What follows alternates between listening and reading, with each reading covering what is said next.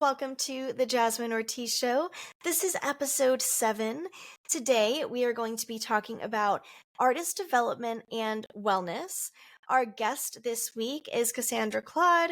She is also a professor of ours at Frost School of Music, University of Miami. But in addition to that, she is a health and wellness guru and a vocal professional.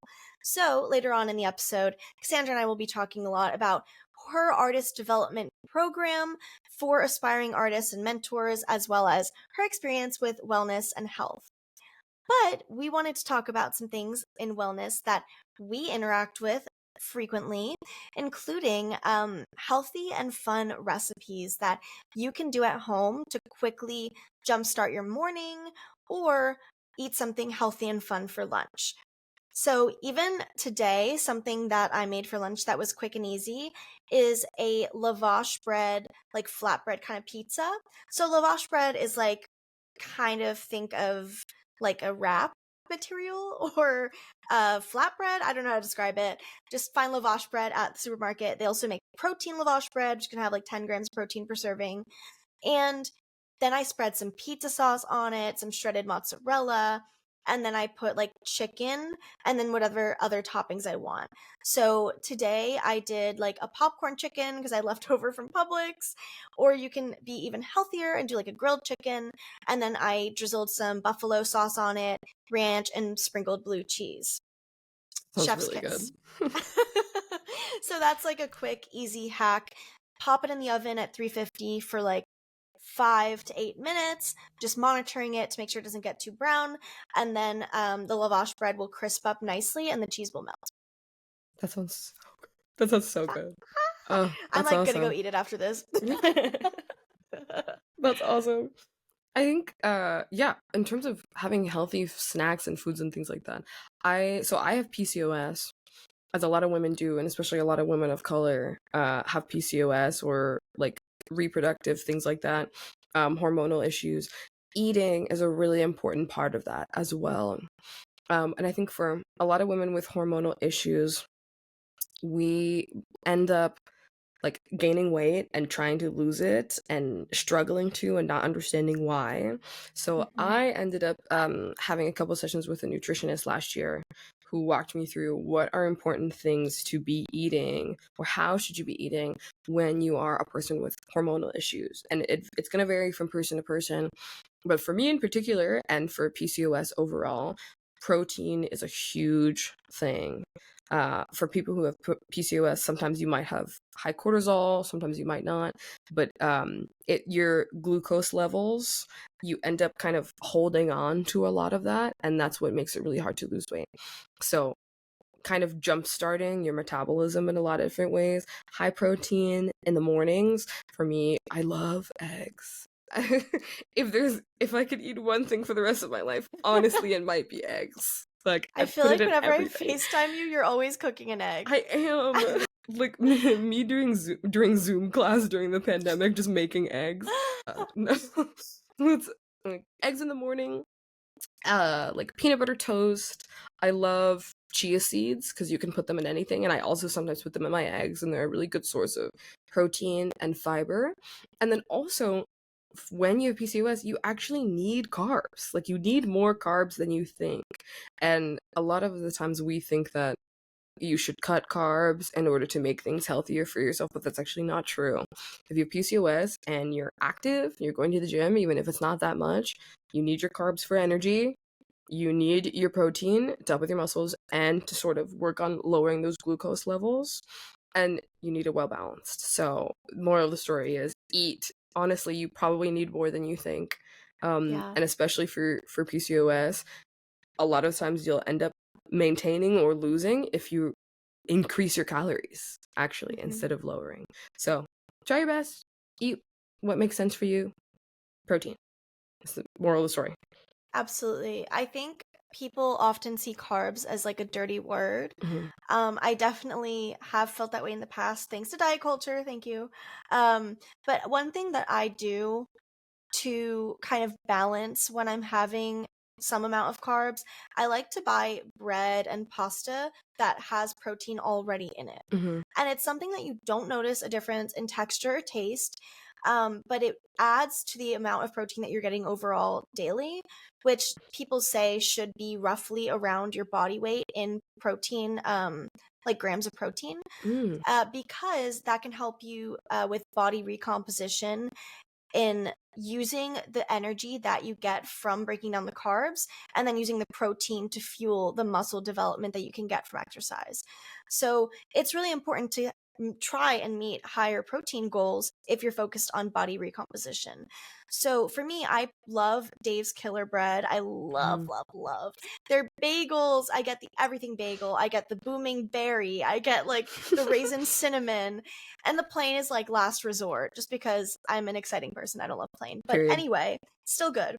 It's no New York City bagel, but you can't get them in Florida anyway. So this is definitely the best choice. You can't? New York City bagels? Oh, I thought you meant Dave's Killer Bread. No. You're No, I meant like importing you Dave's can't Killer get Bread. you can't get like good New York bagels here. So Unfortunately. you might as well just settle for something that's a little bit healthier. And then in addition to that, I get like Nature Valley makes protein granola and it's freaking delicious. It tastes just like regular.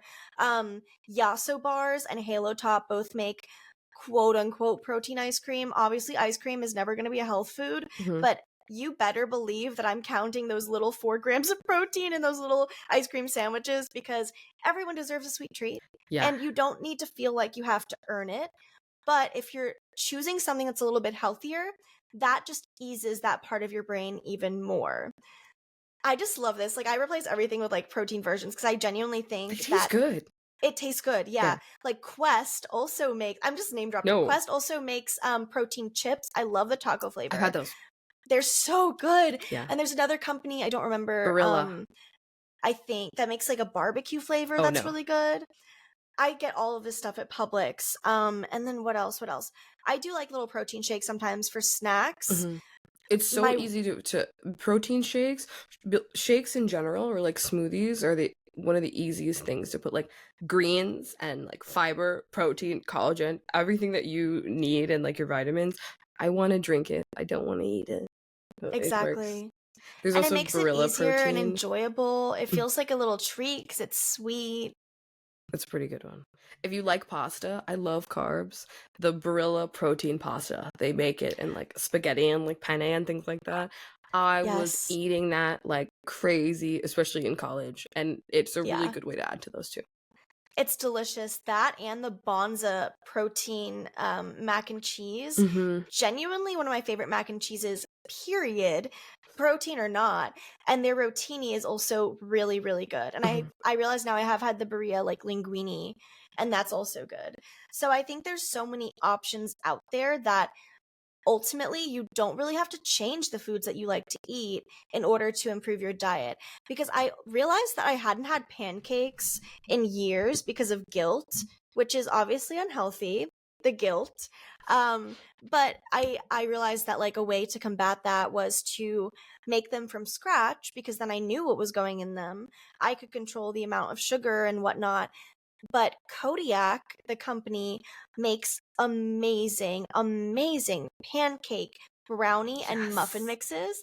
I'm obsessed. I literally feel like this cute little like baking queen because I'm sitting there like Cooking mixing mama.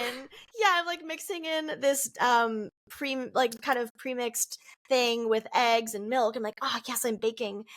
They also make oatmeal. Yes. Oh my God, the oatmeal is really good too. And literally with the pancakes, it takes me like 15 minutes or less between mixing it and pouring it and making it. I would highly recommend investing like $15-20 into a griddle. They sell them at Walmart. And it, like you set it up on your stove or counter, plug it in, and it gives you all the space you need to like make at least like 6 little pancakes. It's so convenient. I absolutely love that as a sweet treat breakfast. It's almost always what I have when I have a long weekend. Amazing. Yeah, I love it. And the brownies are really good road snacks. Like if you're going to the airport or going on a long drive, like the brownies are excellent because they're filling and they're rich, but they feel like a little sweet treat.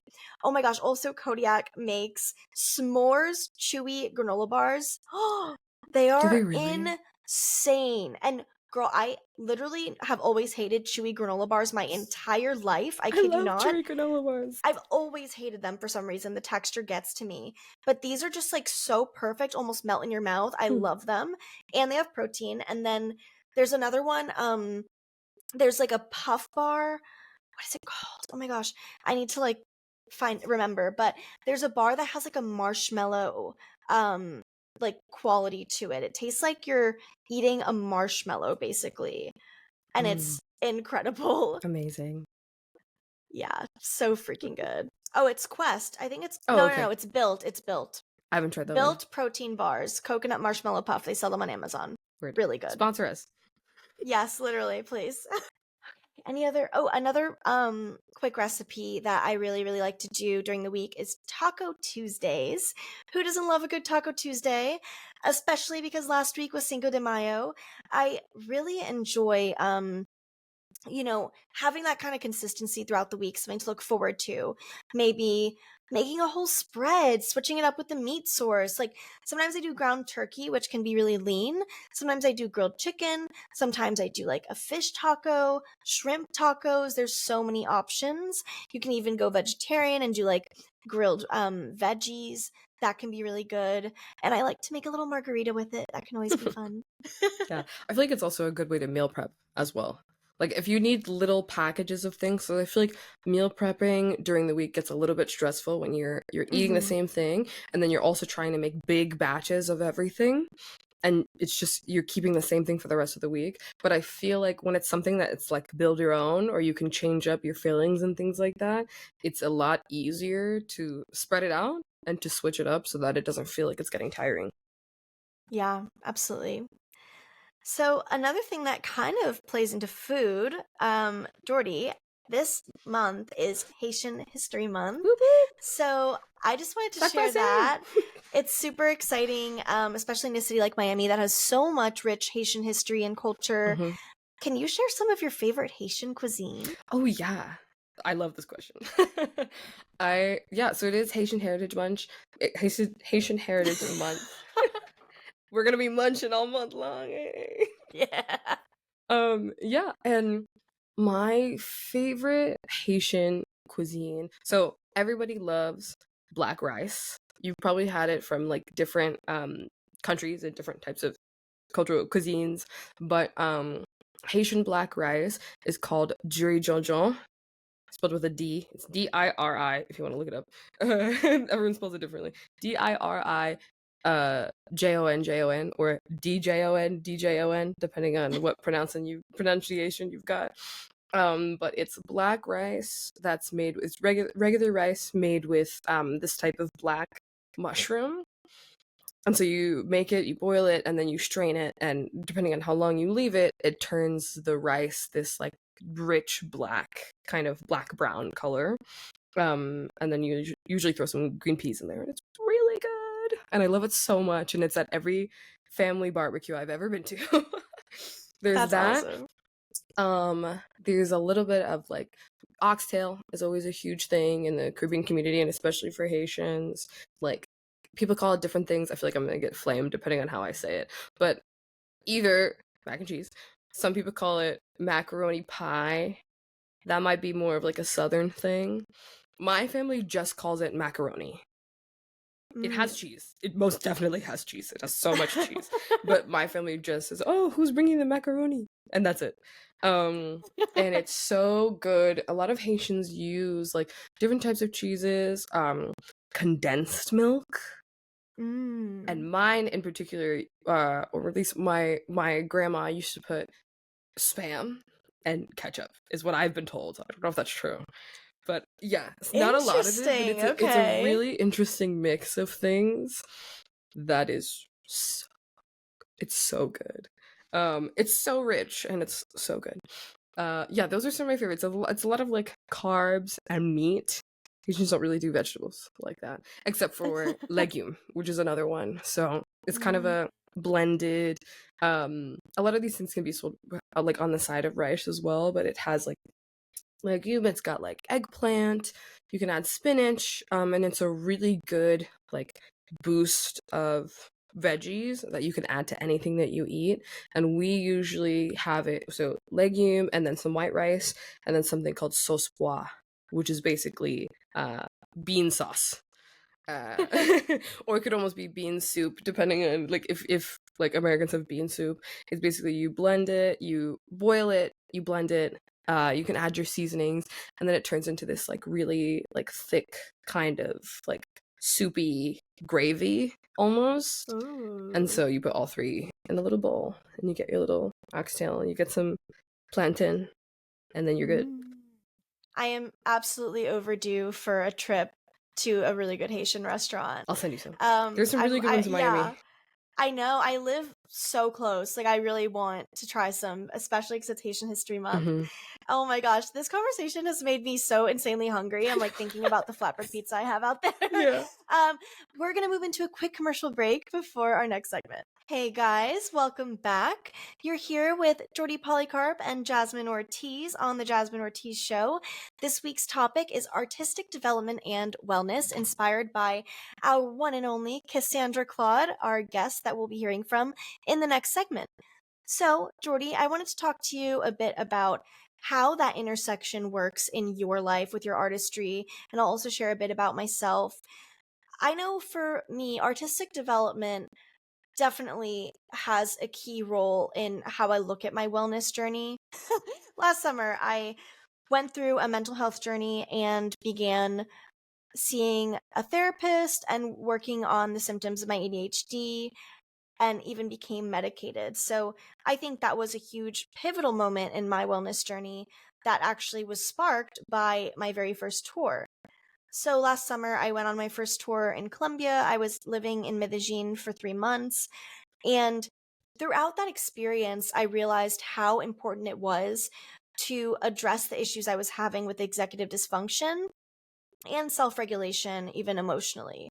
So I felt incredibly overwhelmed at times just with all the new experiences and places I was experiencing, the new experiences and places I was seeing. And while I loved the experience of being on tour, it also pointed out a lot of key places that I knew I had to improve on. Even in my physical wellness, I realized that I needed to do a lot more cardio because I was getting breathless on stage, quite literally. And my asthma was really rearing its head. And that also led me to see a new pulmonologist. So I had a whole new asthma inhaler regimen installed in me, basically. And that, in addition to like the ADHD regulation, has really, really helped. That's awesome. I'm glad that at least, yeah, I feel like that's one of the main things about being an artist. Cardio. Like performing. Yeah. Oh my gosh. I don't know if you've ever seen do you know the girl group Flow? I think so. So they're this British girl band, R&B girl band, and they they posted these videos of when they were like in their like training for before they were like going on tour and doing performances and things like that, of what their normal training would look like. And it was them like singing their songs, doing like jumping jacks and like little jogs around the room and like their sweatshirts and like their sweatpants and getting out of breath. So it's definitely health and wellness, and being an artist is a really important thing because you hear so much about artists who end up hurting themselves, breaking a bone, like getting sprains and stuff on stage. I remember Billie Eilish a couple years ago had to cancel part of a tour because she had her leg. And it's a really important part of this. You know, we put our bodies through so much, we put our minds through so much, and so you're trying to give your all to your audience and into your craft, but you have to take care of yourself for sure. For me, a big part of that was I got my tonsils removed last summer. I got my tonsils removed, and I also had nasal surgery as well to like clear out the inside. And now I breathe in HD, and it was covered by my insurance and everything. But for me as a singer, I was getting sick all the time. I had really terrible allergies, and I had sleep apnea. And part of that was also making me gain weight, and then gaining weight makes your sleep apnea worse. and it makes it really harder to lose weight because you're not getting sleep. So it was this constant cycle of trying to talk to doctors and figure out what was wrong and trying to get sleep. And so eventually making the decision to just take care of myself and take care of it and go through the process. And for me, it's made my life a lot better. I sleep so good now. I sleep all through the night, and it's really nice. And I wake up refreshed and not cranky. And also, it's made me a better singer because I have so much more airflow now as well. So there's a lot of things that go into taking care of your body and making sure that you're giving it what it needs and what it deserves, not only for your general quality of life, but also so that you can give yourself back to your music and things like that. Yeah, I think a lot of people underestimate the toll it takes when you're doing performances day in and day out, or rehearsals day in and day out, or even just traveling. I mean, traveling without a tour is taxing enough. And then you add to that, as soon as you land, you have a rehearsal within 24 hours, and then you have a show within 48. That's quite literally how I landed in Colombia last year. Of course. So unfortunately for me, I got a really bad case of food poisoning actually on my flight to Medellin last summer. Probably one of the worst I've ever experienced after this one time with sushi in LA. That was another really bad time. Both times I had to work through it. So the first time in LA, this is just like a crazy story. I was just on a trip for work to like meet producers and then also film some content and take some photos. So I had this sushi thinking, okay, this is totally fine. I eat sushi all the time. Love it. Not so much. Let's just say I was getting sick in between takes on location and like, getting sick into public trash cans for like 3 hours in the hot sun. That was rough. But then it gets even worse. Summer when I landed, anyone who's been to Medellin before knows that the airport is in Rio Negro, which is at the very top of a very tall mountain before you get into the city.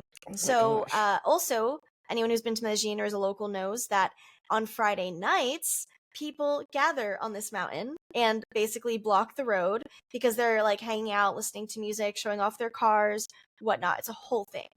So we're coming down from the airport and then we keep getting stuck in traffic, and within the first 20, like maybe 10 minutes of the drive, I open the window and get sick.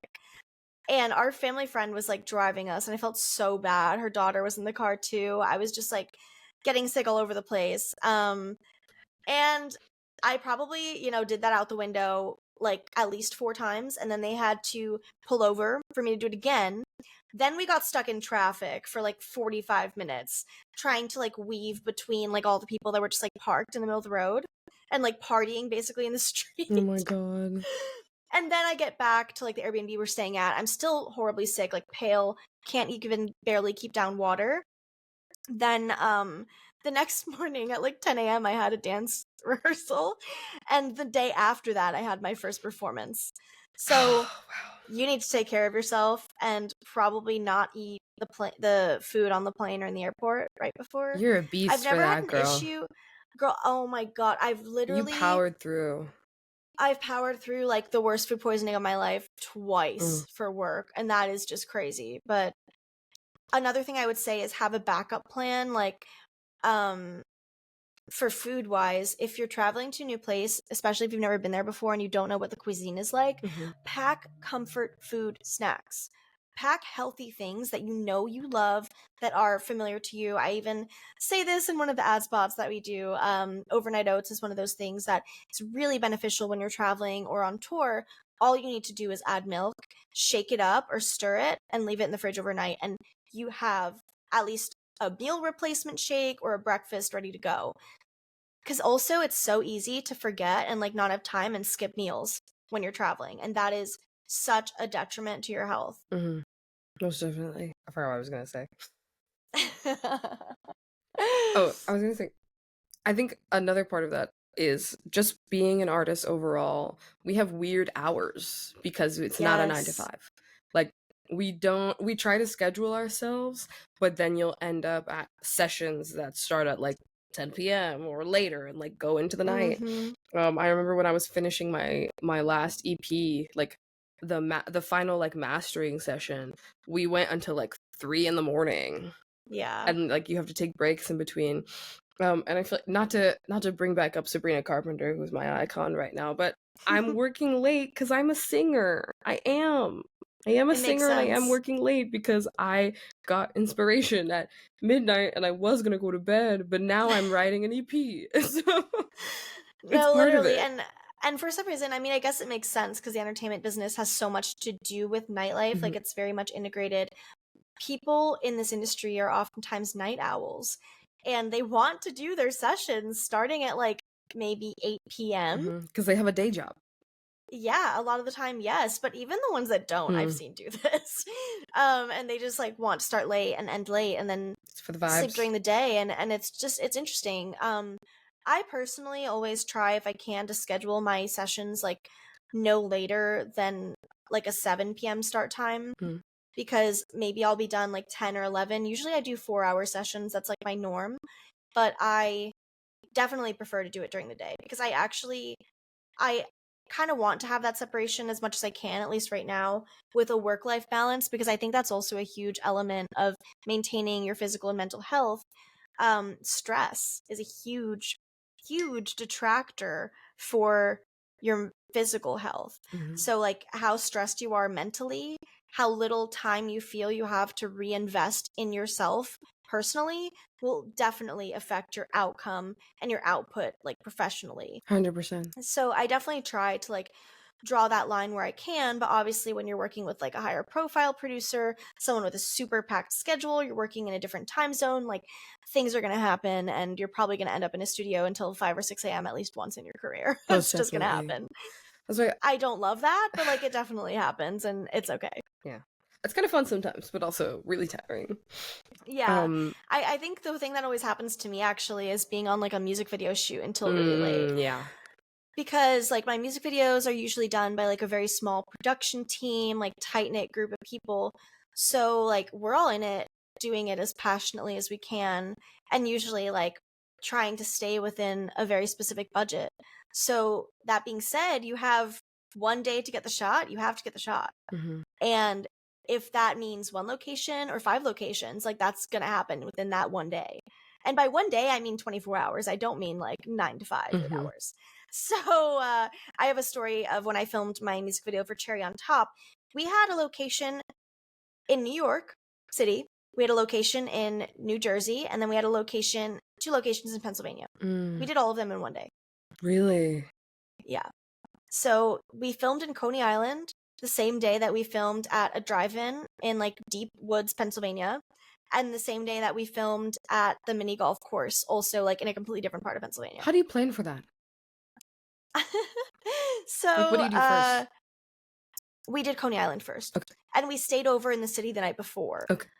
So that's what we did. To avoid the travel in the morning rush hour, we got up literally at like 5 a.m., packed up out of the hotel, because we were already like staying in Manhattan, so we weren't that far from Coney Island, maybe like a 30-minute train ride. So then we did that. I did my hair and makeup in the hotel, like 5, 6 a.m., started shooting maybe like 7 or 8 a.m. after everyone had a coffee or something. Then we were shooting in Coney Island, maybe till like, I want to say 1 or 2. We went to New Jersey to like, we had to drive through Jersey to go to PA, stopped at a diner, got some quick food, and then kept going. And myself and the person who was like co-starring with me, like the love interest, he was driving like the rental car convertible that we rented for the shoot and leaving the freaking diner, the exit, like of course, because New Jersey, this just explains it. If you've been to New Jersey, you know. Leaving the diner, there wasn't like a proper exit ramp, so the undercarriage of the car got stuck on the asphalt. Oh man. And this is like a nice convertible, like it was so bad. We had to like get out and push. It was a time. And then we still made it to the mini golf course before they closed, all the way in Easton, PA, and then we went to Becky's Drive-In, which is like deep in the woods, like between Bethlehem and Jim Thorpe, basically. So it was a very long day. I think we finished up at like, we started at like 5 a.m. I think we finished at like midnight. Good on you. That's rough, but you guys. Good on everyone, because it was not a one woman show. It was a lot of moving parts and like people willing to put in the work, and it's crazy. It's good to have people who like care enough about you and your vision to like commit to that. I love that. Absolutely. Yeah. I would not recommend that kind of shooting hours, though. All right, guys, we're going to move into a quick commercial break before our next segment. Oh, hi, Cassandra. Hi, Jazz. Can I call you Jazz? Yes, absolutely, absolutely. First of all, thank you so much for doing this. Of course. Welcome to the Jasmine Ortiz Show, and welcome back, everyone. We're in my favorite segment ever, the Uncut Diamond segment, where we interview artists, entrepreneurs, and music professionals about their journey. So here we have Cassandra Claude. She was one of my vocal professors here at Frost. She's an absolute gem, and she's extremely multifaceted. So Cassandra, could you please introduce yourself a bit for our audience? Sure. I'm Cassandra Claude. I teach voice, working with ensembles, and entrepreneurship here at Frost. Worked with Jazz a few years ago, and that was fun. It was always a vibe in the lessons. It was always great. And I'm an entrepreneur. I run a studio, having 5 teachers that work under me teaching voice, and I created a program called Artistic Freedom Mentorship Program, and working with artists all day, every day is a very lovely, lovely thing to do, a lovely job, and it's interesting every day, and it's great. Yeah. That's awesome. So we're going to talk a little bit more about your program later on. Sure. But I also want to talk about what got you into music. Like, what was the beginning of your musical journey like? Sure. Yeah. Well, my mom was a huge patron of the arts, but my dad was a very well-known musician in the Haitian community. And he was known as a pianist and a singer, though he played many instruments. He was great at the accordion, and I don't even know if people play that anymore, but That's awesome. That gives you an idea of how long ago that was. He owned a nightclub in the 90s, and during that time he would bring in some of the Haitian bands around town. So just growing up with culture and music, and then at some point in, I think I was probably 5th grade or so, going into middle school, I got heavily into music, just the traditional ways of learning music. So I studied it through middle school and high school, and then of course through college, and That's awesome. So did you grow up in Miami? I did. I actually didn't know that. That's really cool. Yeah. So your dad has a lot of history here in the Miami cultural arts scene. Yeah. That's awesome. He has since passed away. But before that, he was definitely well known for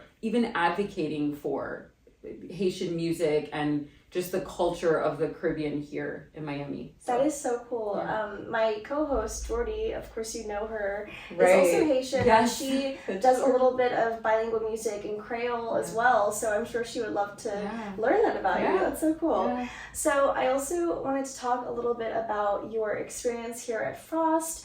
How has your journey been getting into the realm of higher education, becoming a professor, running a vocal studio? Sure. Wow. It wasn't. I didn't think for sure that I would end up in higher academia. I thought at some point, if I were to go in that direction, it would be more for writing curriculum and such. But along the way, it's like you have goals, but you're still flexible with how you get there. And I started to have a very well-known vocal studio here in Miami, and then an online presence. And I met a musical theater professor here, and she invited me to come in to interview for a position here. And then I think it was like a year later. So do you remember Kat? Yes, I remember Kat. We had her for Theory Freshman Year. Right. She gave me a call. I was on vacation, and she was like, "Hey, are you interested in coming in? As a voice professor?" I said, "Sure." Fast forward, I'm now here full time, and wow, it's been incredible. I have an amazing group of faculty and staff that I work with. My department is amazing, and I'm really not just saying that. Truly is. We're laughing all the time. Amongst like all this serious talk, we still have a moment of just laughter, and it's been really cool. And of course, the students here, amazing. The caliber of working with students here at Frost is is quite impressive, and it's interesting every day again. So absolutely. Back to the students, actually, I'm happy you brought that up. How would you describe your students, and how do you think they would describe you? Wow. How would I describe them? I would say definitely hardworking, talented, go-getters. I would also say that there's a level of healthy competition. You know, I don't see that anyone is extremely kind of cutthroat in competition. I have not felt that here in the years that I've been here. And so everybody is very collaborative. It's a supportive atmosphere, even though the talent is so strong. Everybody is so talented, and yet still there's such a nice, supportive, collaborative atmosphere, you know, amongst them all. And how would they see me? How did you see me, Jazz?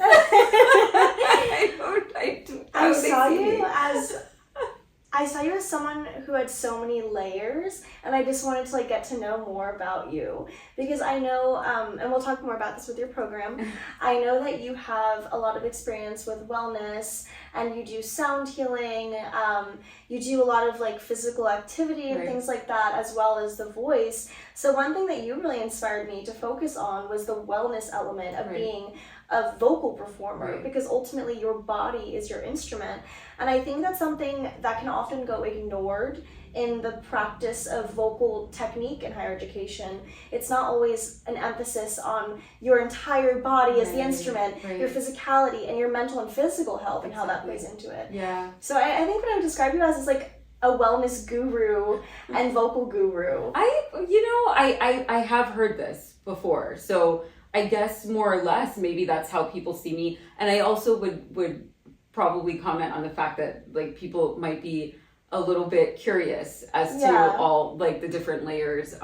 Somehow I've been able to try to wrap it all into one, and you know, working on the technique behind the like, you know, just learning voice, but also the mental aspect of it, of just if you don't feel comfortable and safe as a singer, as a performer, as an artist, right? There are still certain technical things that will be blocked anyway, 100%. You know, so deep diving into the mental aspect as well, as it, you know, carries through technique. So, yeah. So what would you say has been your biggest takeaway with that process of combining the wellness element into vocal pedagogy? Probably the amount of students that I've heard say things where they continued. We're human, so we have human experiences, and this is not an industry that's so easy.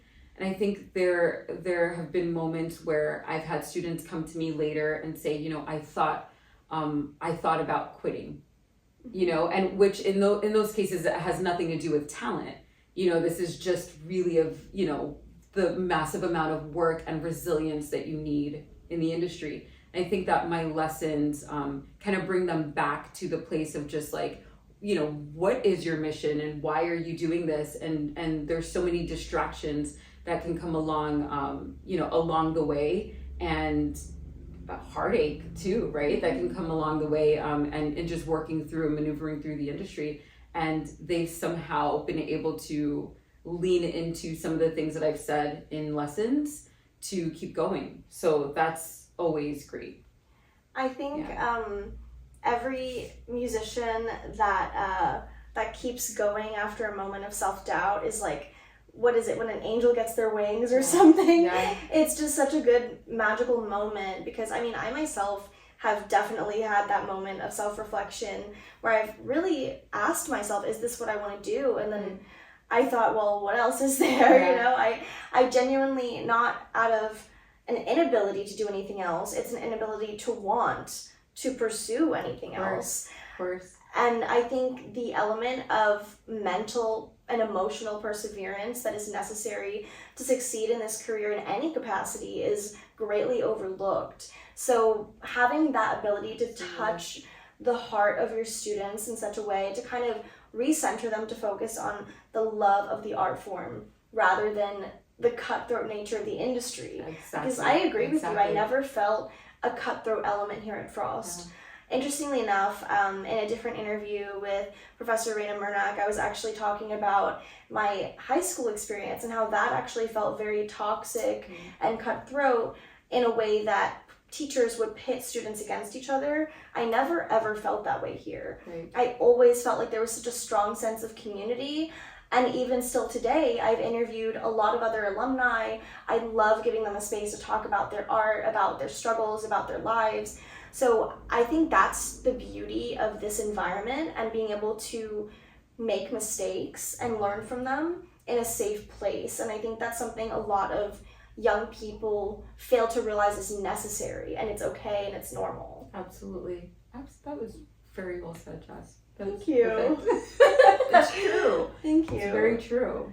So speaking of, I guess, formative moments, what are some times in your childhood, happy moments or memories that you feel really led you to where you are today with music, or where you are in your career professionally? Of course. I've always been the type of person that had that entrepreneurial spirit, but also that spirit of wanting to give back, right? So I was the one putting postcards in the mailboxes and having all like the neighborhood kids come over where I can teach them math and tutor them, playing teacher, right? And I was also the one selling lollipops in school, and so there was just like a mixture of that and the love of singing and the culture behind, what music really is and how I grew up with the music in my household, and all of that coming together and all of my loves came into where, is really the seed of my success now and the things that I'm doing now. So. Yeah. So it really always has been your calling. Absolutely, being able to nurture the love of different subjects amongst other people. Right, and still to bring it back to music. My master's degree is in business, and people would ask me, "Oh, or did you ever think about becoming a CPA?" And it was like every degree, every certification that I've ever gotten and earned, I have always brought it back to teaching voice, teaching music, and even down to the esoteric things of the sound healing, and Reiki has always been about understanding connection, the human connection, as it relates to the most vulnerable part that we hold, which is our voice. And how do we relate that all those human experiences in that moment of performance. So, wow, I love that perspective, because it really is such an all-encompassing instrument. And I think people, again, often overlook the mental element. You have to mentally be in the right place to perform, because, if you're anxious or if you're upset, your voice will physically restrict. You will get that like choked up feeling that you get when you're about to cry. Right. And if you have that going on, you're not going to be able to sing at your full potential. So nurturing all the elements of what goes into an artistic performance is really tantamount, honestly. I wanted to talk a little bit more about the sound healing element. I actually did my very first sound bath in Los Angeles when I was visiting my mom over the summer, and at first, I'll admit, I was extremely skeptical. I was just like, okay, like they look really cool, I like the sound bowls, but I entered this room and there was this space where the man running the sound bath had a lot of sound bowls set up, but he also had like a rain making sort of instrument, and then another instrument that sounded like ocean waves, and everything he was doing was analog, like in person, which I really appreciated, all acoustic instruments. And we laid down on yoga mats and had like a sleep mask on, and it was extremely relaxing, but more than that, I felt very at peace, and I genuinely felt connected and grounded to the earth and the people around me and the energy of the space, because it wasn't just listening to things passively, it was his voice guiding us through this meditation, basically, with the sound as the meditative element. And I walked away from that completely like on board with it. I just absolutely loved it, and I want to do it again. Yeah, it's everything, right? So it's you get a moment to connect with the earth, connect with the people around you, but also connect with yourself. And on the scientific end of that, there are certain frequencies that, you know, are supposedly affecting like the cells in the body, but also it just calms your nervous system. You know, and there are a lot of, like, you know, you have those anxious moments right before you get on stage, and they're not always horrible, right? You can use them, but you know, you have all of these moments of anxiety just in just the human experience. And if you can get a chance to listen to these sound bowls and just sit and like soak it in, it can really teach you how to calm yourself down. Okay, like, you know, you get that sense, you feel that, and you want to transfer that even when you don't have, you know, the sound bowls. But there's so much that you can take from just that relaxation moment alone. So yeah, absolutely. And just the art of allowing yourself to relax, even removing all the other physical benefits and mental benefits, just giving yourself a space that's really self-care of having a moment to physically and mentally completely decompress. That's something that, especially in our modern lives, we do not have. I mean, I remember I got a massage like 2 weeks ago for the first time in over a year, and it was just like a full body decompression, like mentally, emotionally, physically. Like, you need to have that sort of physical release, and allowing yourself mentally to just unwind as well is so pivotal in that.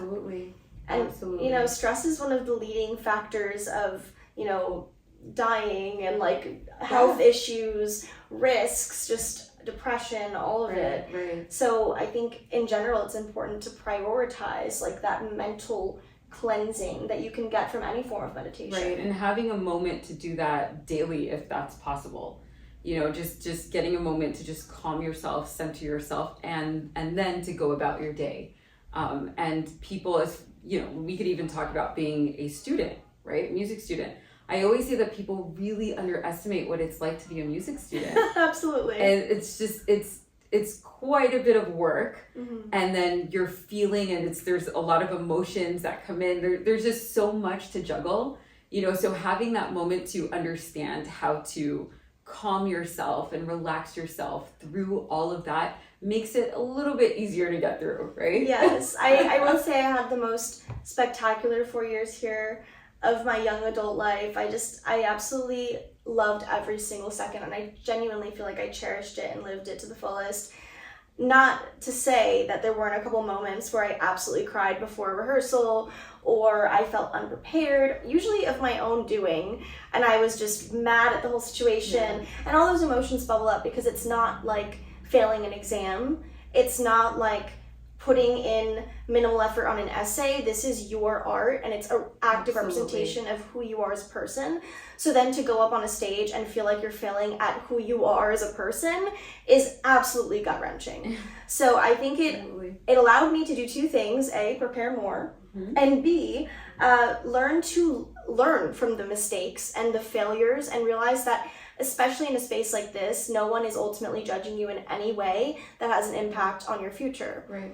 People are here to help you learn, and they want to see you grow. And I feel like that was the biggest takeaway for me. And you know, and even the layer of teaching you how to be present, because you know, you can't judge yourself and be present at the same time on stage. If you're judging, and, you know, but the whole aspect of the arts as a whole is being present. Being present in that moment. And so I think that's something I also grappled with going on my first tour last summer. I was in Medellin, Colombia for 3 months, and I did, I think, 30 something shows. It was really, really fun. Basically, you know, the same set every show, but different hair, makeup looks. I was my own stylist, my own makeup artist. It was awesome. A lot of work. A lot of 5 a.m. mornings doing all the wardrobe, and then warming up my voice and trying not to get too anxious or overexert myself. But at the same time, I had to learn that you really just have to give your all in the moment and connect with the audience. Absolutely. Because if you're in your head, you're not connecting anywhere but in your head. Absolutely. Yeah, we have like, just as performers, just getting on that stage, there's a responsibility that comes with that. So you're present and you're there with yourself, right? You're being vulnerable, but also the audience gets a moment to, you are now this conduit to them being present and them having a vulnerable moment. So there's a sense of responsibility that comes along with, getting on that stage and showcasing you, and again, being vulnerable, having fun, but also bringing in your audience members along on that ride. So yeah. Absolutely. Yeah.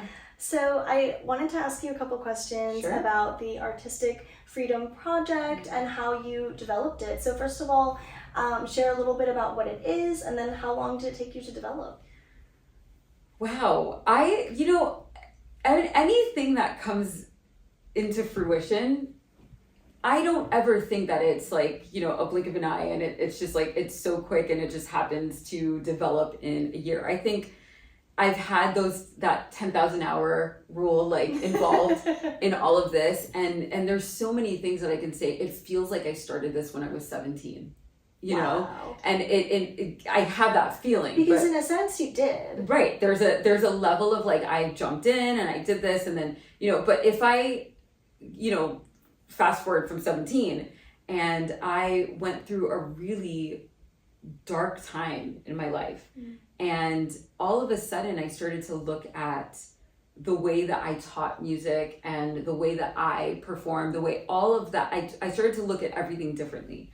And even through the eyes of my students, I started to notice like certain things were, as talented as they were coming in, I started to notice that their journey through the industry and themselves as performers and auditions and all of these things was very daunting sometimes. And then I decided to write a book about it. Not like I decided just like that, but I mean like, I had students say things like, you should write a book. And I laughed at that thought for a while. I ended up writing the book. From the book, which is called A Singer's Compass, that spawned this idea to build a program. And originally it was Performing Artist Mastermind.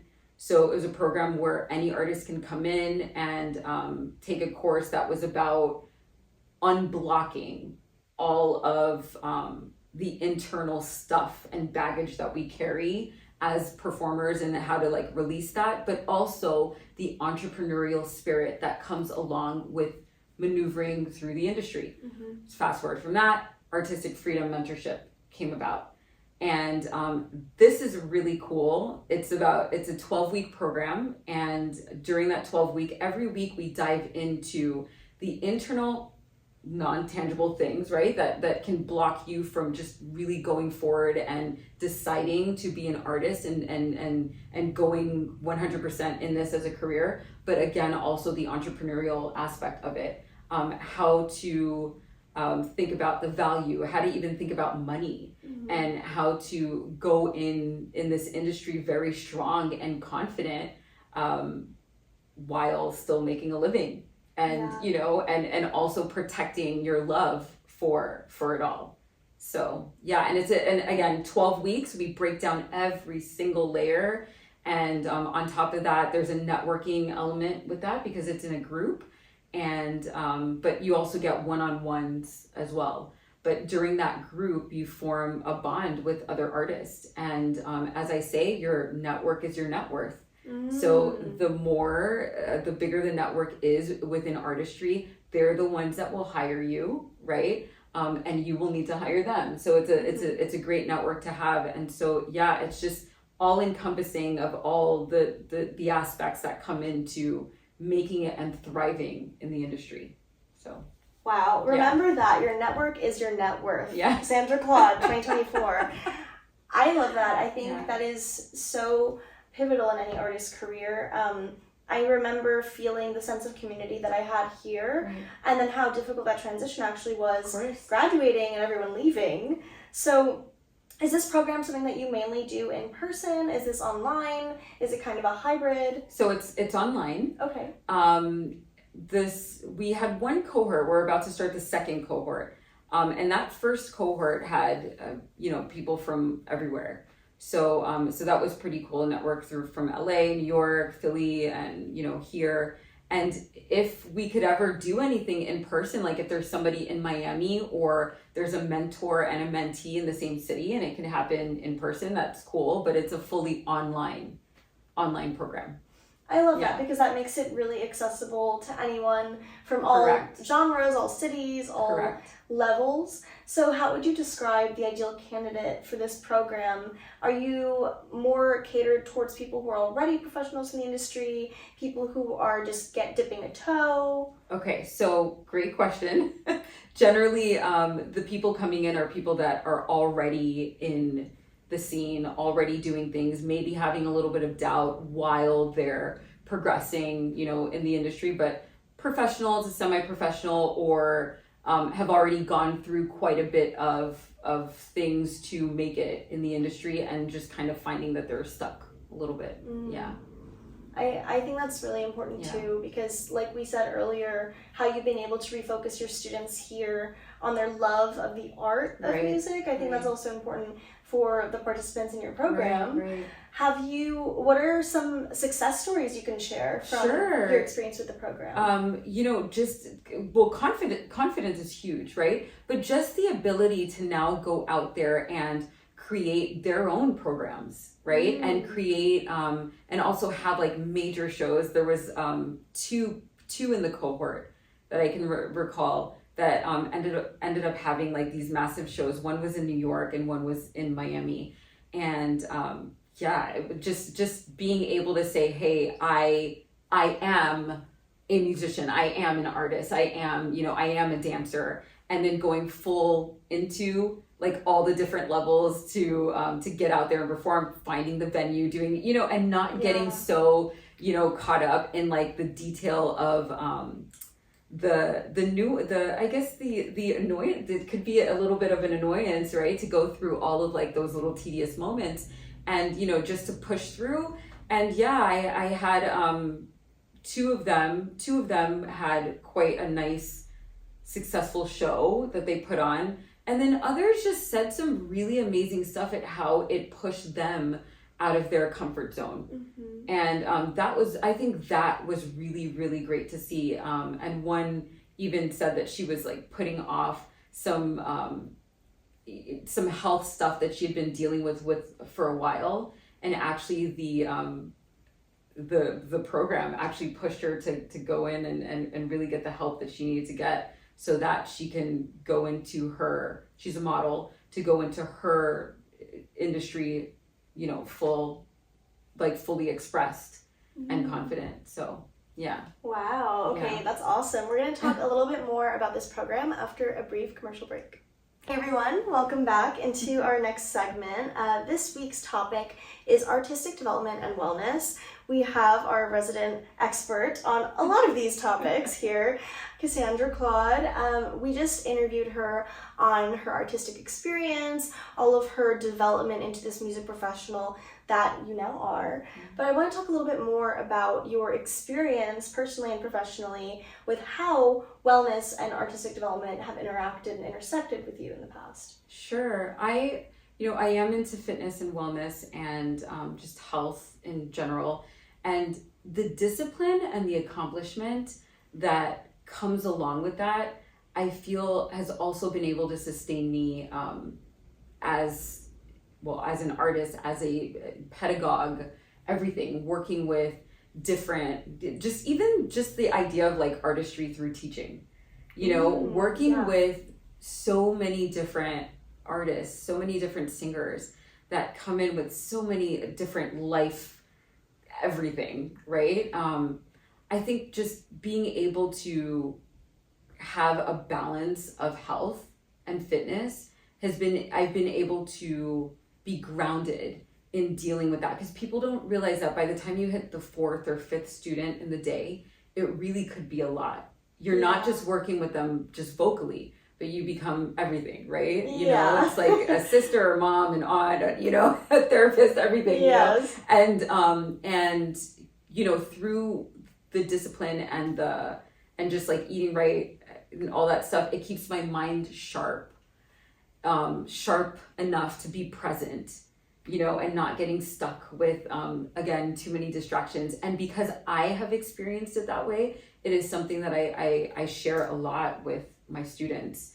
When I see a pattern of things, of them not feeling well or something like that, both mentally and physically, at this point, they tend to ask me, some advice, on what they should do and stuff like that. But just overall, I will always say to start with reading books about health and wellness and understand how it affects your mind, understand how it affects, just the physical part of everything that you're going to do, how you move, and of course, even, preventing injury and, mitigating any type of downfall, that can occur. Not that it just is a proof for everything, but it definitely helps. Definitely helps, yeah. 100%. I mean, I know as a vocal performer, singing and performing is extremely physically taxing. Right.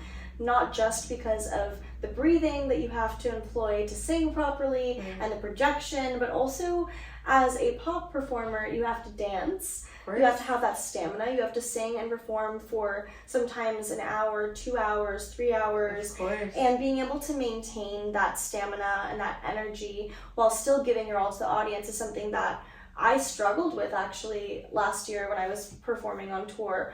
I had to really train my body and my mind to be disciplined, like you said, and to work on my physical stamina. I also am someone who has asthma.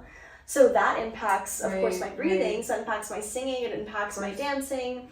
And sometimes you do have to find healthy compromises where if I feel this dance sequence is just too much for the passage that I'm singing over it, reworking it, making sure that I can physically complete the task and not just in a rehearsal space. Because, when I was on tour, there were moments where it was 90 degrees in the sun.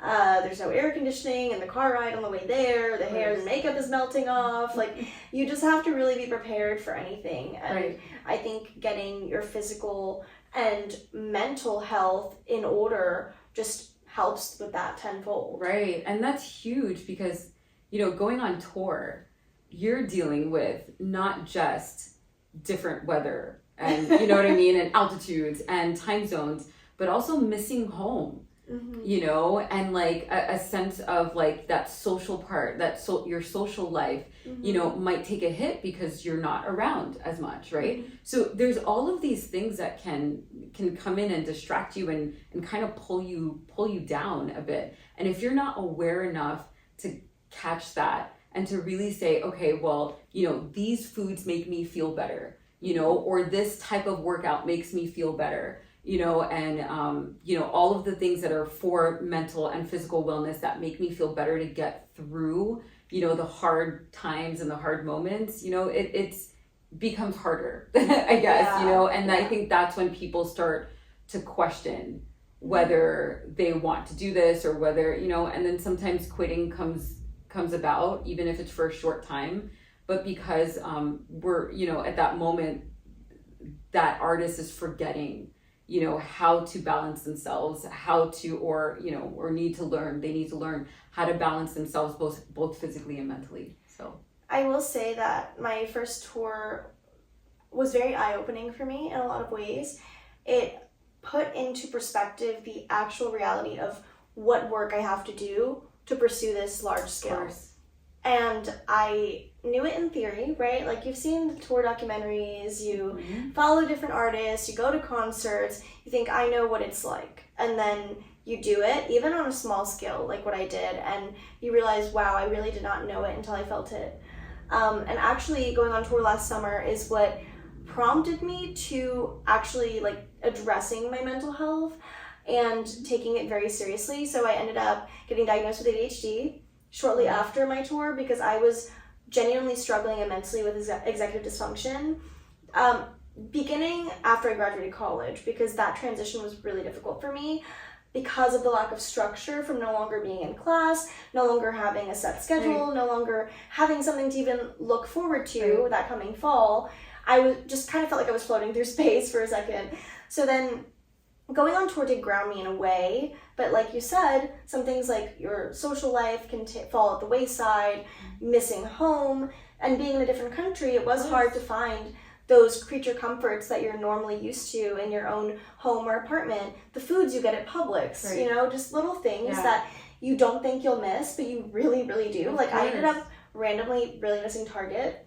Target is like a happy place, one of many, and I think, you know, not having that kind of familiarity in a new place can be difficult. So, you know, that experience led me to want to take care of my mental health, to, in the next tour I go on, not have the exact set of difficulties that I had prior.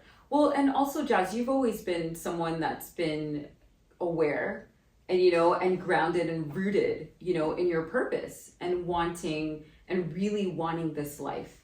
And that alone, okay, that passion, the mission behind it, you know, and the love. That's why I say it's always so important to protect that. Yeah. That alone will push you to want to understand wellness, want to understand, you know, the health and the mental health and the physical aspects of getting through and pursuing all of this. I think that when you're purpose driven, you know, I say that there are times that, you know, we have meetings and stuff and donuts are brought, you know, and as great as those donuts look, you know, I have a choice, right? And you know, if I eat those donuts, then I know at around 2:00 I'm likely to crash. Because the sugar high. Exactly. And so what happens to then myself and my clientele and everyone that sees me after 2:00, they're not necessarily getting the best of me, right? So I bring that up only to say is that I love what I do so much and so grounded in the passion and purpose behind what I do, as you are. That you make these decisions that, you know, you'll know that will impact what you're doing in a positive way. And health and wellness really is that. So actually my question to you following up with that is, how do you grapple with those moments where maybe you don't make the right choice, or maybe you don't make the choice that would make you feel better later on in the day, and maybe the guilt that's associated with that, or even the regret, beyond just like moving forward? I think the thought of being as consistent as possible is what gets me through that. So just giving myself grace in the fact that this is not an everyday thing. I would be looking at it differently if it were something that I was, you know, it becomes my norm, you know, to make those decisions that necessarily won't impact my day in a positive way. But again, consistency and reminding myself that for the most part, I'm pretty consistent, you know, and it just, any of those moments is just a little reminder, giving myself grace. We're human. Absolutely. I think for me, I'm in a point in my wellness journey where I've definitely improved everything in my lifestyle about what I'm eating. It's more so the discipline and consistency of getting up at the same time every day, going to the gym consistently. And I think one of the issues that I deal with, and it's kind of a double-edged sword, is I get bored at the gym sometimes. And unless I'm doing yoga or like a set routine, or if I have a gym partner, that helps me a lot. I just kind of get stuck on the fact that, oh, I'm going there because I have to, and I'm doing this because it's going to make me, you know, more physically fit, but I don't see like the pleasure and enjoyment in the moment. So how do you kind of grapple with that, if that affects you at all, or how do you come up with a fitness routine that like works for you? Yeah, that's a great question, Jazz. And of course, someone that understands, again, you know, whether you see it that way or not, but understands passion and purpose could come up with a question like that, you know, because like, because wow. So yeah, of course there are many times that you have to lean into your discipline because you're not always going to be motivated. I do have a trainer that puts everything together for me because I know that, you know, every day I'm pretty much thinking for people and like doing a lot for people, that the last thing I want to do is go in and have to create like, you know, a whole routine and stuff like that. She has been fabulous in changing things up, even titling them differently, you know, and I noticed that and I was just like, I see what she's doing. And somehow it's a little bit like, what's this about? You know, like she'll call, you know, leg day inferno, And then, and then like 2 weeks later, it'll be fire leg day, or something like random. And it's so small, but it just like changes one small thing in your mind. And you're just like, yeah, I'm going to have a fire leg day, or something like that. It gets you motivated. Yeah, and just maybe adding a goal to it. For a while, I wanted to do handstands. Like that I would travel the world and I would like find I would go to the Eiffel Tower and I would do a handstand like right at the Eiffel, like anything to make myself feel like, oh, this is fun. And on top of that, the benefit of getting a bit fitter, so I think for me, I have to like gamify it almost, which is why I do like physical activity through sports. I love paddleboarding, kayaking, I love pickleball, things like that I feel have an objective. I'm very objective oriented. So I agree. I think setting those short-term and long-term goals really do help. I used to work with a personal trainer as well, and I went on tour and my schedule got crazy. But I do think that's something that I would highly recommend to anyone who has the budget and the time for it, because it does help when you're thinking through so many other problems, like you said, thinking for other people, or in an independent artist perspective, thinking through the lens of multiple hats, multiple roles that I wear for myself. It is kind of exhausting. And with constantly producing content for social media, producing music, it feels like there's this nonstop grind that it can feel good to take a break from. And also just knowing what you like. Because movement in general is just great. So if you like yoga and you like hot yoga and you like Pilates and you like, these are all like just amazing, and anything that you like to do, you should do it. And not always, stick to what people are just saying, like, you've got to lift, you've got to do this, and you got to do, it's like, hey, if you like walking instead of jogging, walk, I do. I love walking, so I like seeing different things, and it's fun. All right. Well, thank you so much for all of your time today. I'm definitely going to share a bit more about the Artistic Freedom Program on my page, on the YouTube video. And I'm so excited to hear even more about your next steps and the next part of your journey. Thank you so much, Jazz. Yes, thank you. Hey guys, welcome back. We're moving into our last segment, the Community Corner. So this is where we give you guys advice on stories and questions that you submit to us. I got one that's a little bit, we might have talked about it a little bit in a previous episode, but I want to go more in depth about it. This one says, when should you let someone go if you're not seeing enough effort from them? That's hard. I mean, is it though? Because now I'm thinking back on times where like I should have done that sooner and I didn't. That part. I think like, okay, if you're not seeing effort in the way of like they're not making plans to see you, they're not reaching out first, or like they're not planning dates, they're not putting you as a priority in their life, I would say sooner rather than later. Like you should just like get out of that situation. Now, if it's someone you've already been in a relationship with for some time and you've noticed this as either a new trend or a recurring pattern, you should definitely talk about it and just like try to get to the root of why that's happening. Sometimes the person might just be distracted in their own life. They have some pressing issue they haven't talked to you about yet. Or it could be that maybe they're slowly checking out mentally. That's so sad. Yeah. I think it definitely depends on the situation.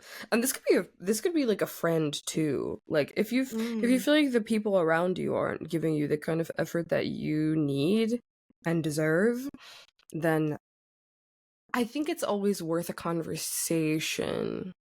I know that that's a little bit scary depending on what it is, and it's weird to be like vulnerable. But I think that if you care about the person and you want your relationship overall to be a little bit better, then yeah, starting with a conversation like, hey, I'm noticing this and this and this. Now, if you've told them several times and they just do not care or aren't changing their behavior, then they gotta go. Because there's only so many times you can do that. I've definitely been in that situation. Yeah, Sam. Several people. You know who you are. And yeah, like if you're not getting what you need, and they just don't care, I'm like, just say you don't care. If you don't care about me and you don't want to put in the effort, be so for real about that, right? But if it's something that's newer and you guys are still getting to know each other, and for them, they might not know what effort looks like, if that makes sense. Maybe that's infantilizing it, depending on who the person is. But I think that some people have ideas of what makes sense in terms of showing affection and things like that. And I saw something this morning, actually, of someone saying that attention does not equal affection. And I had to really sit with I really had to really sit with that one for a little bit. Which is true, because you can, they might be attentive, quote unquote, and like talking to you, but they might not actually be doing the things that you need to receive that as affection, or vice versa. So I think it's always worth a conversation. And if you can just sort of like bridge the gap between you and that person and explain what your needs are, because they might not even know that their effort isn't what you need. They might think that they're making an effort. So talk about it. If they don't do it, let them go. Yeah, I think you touched upon something really like poignant. Sometimes like this person's previous partner might have had completely different needs or standards than you. If those needs were completely like below what your standard is, which chances are if you're asking this question they were, that partner doesn't know how to satisfy those needs in you. And I found that this was an issue in a past relationship that I had, where this person's previous partner's standards or love languages or needs were completely different or even opposite from mine. So then when I was expressing what my needs were in this situation, I was kind of made to feel like it was too much, or like I was asking constantly for doing so much out of someone's, I guess, realm of what they were used to. And then I was made to feel bad for it. And then I realized like I should not feel bad for asking for things that are needs for me, at least in a relationship. And you shouldn't feel bad for that either, because everyone is not meant to satisfy everyone's needs, right? So if this person can't or will not do that for you, then they're not meant to be your person. Agreed. Let them go. Yes. All right. Do you have any more? These are good. I don't. I can think of one. Okay. I have one more. This is kind of like a hard question to answer because I don't know the context, but he asked, what furniture do I buy for my apartment? And I kind of love that. I mean, like, honestly, maybe this is because they listened to the episode where I said I want to be like an interior decorator, interior designer. If so, thank you for reaching out on one of my interests. I appreciate you. So I'm going to be so 100% transparent. Like, girl was balling on a budget. Everything I have is from Wayfair or IKEA, or it was passed on to me from someone else. So that is like starting point blank. Like, I wouldn't recommend that if you have the budget for something else. Like, do that. There are literally dozens of luxury, like modern furniture stores in Miami, like in a 10-mile radius. It's ridiculous. Obviously, if I could, drop some cash in those, I would have done that.